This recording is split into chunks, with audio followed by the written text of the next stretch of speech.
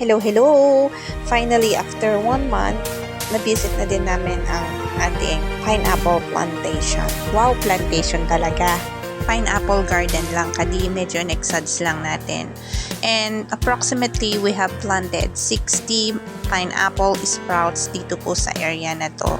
And as you can see naman po, after a month, na-stabilize na or na-stimulate na yung kanyang roots. So possibly, by this week or next week, maglalagay na tayo ng fertilizer to improve the growth and at the same time, maging productive siya. Baka mamunga siya ng 3 or 4, o diba, Chares?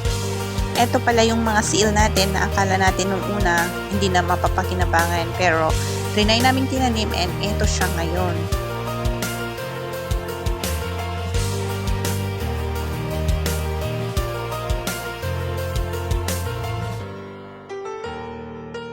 Wow! Let's go to the other corner, guys, and see. Ito po yung sinasabi Wow! ko, yung dalandan plant ni Mother, namumunga na siya.